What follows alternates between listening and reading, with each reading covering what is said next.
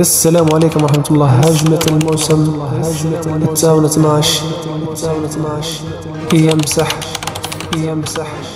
والتاون رقم 16. لايك وفولو ومشاهدة ممتعة.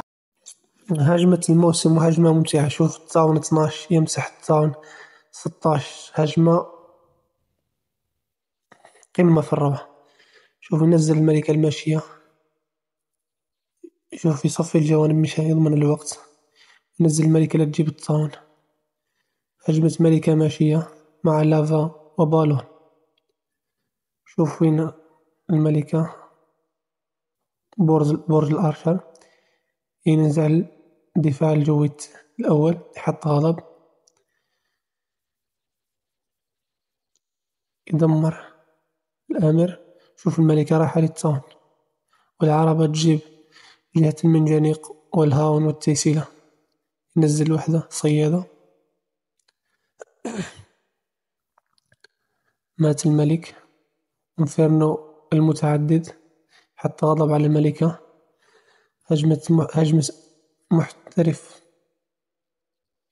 دخل الملكة للتاون، يحط تجميد على التاون والاختفاء حتى ما يتفاعل.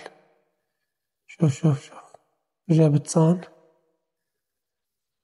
على القوس.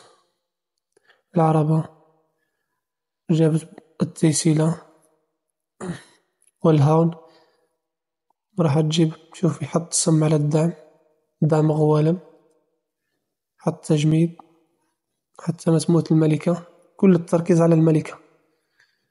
شوف الدفاع، قائد المثلية التيسيلة دمرت. حط غضب تاني، ينزل اختفاء على الملكة، يحط بالون خارق. شوف العربة جابت، ينزل يحط البربري وينزل البالون واللافا في الجهة الثانية. حط معهم الآمر يعطيه خاصية، يعطيه تسريع. هجمة قمة. تاون 12 يمسح التاون 16. وداعا، راحت الهبة تاع التاون 16. شوف الملكة بخاصيتهم، باقي مينين وباقي 2 حرامي. وينزل المينين. مسح أسطوري يا حبيبي، يستحق التحية هذا اللاعب. شوف باقي خاصية الملكة في توفير بالون ولاف. يا الله، كفو. هجمة الموسم يا حبيبي بدون منازع. أول مرة أشوف هجمة مثل هذه.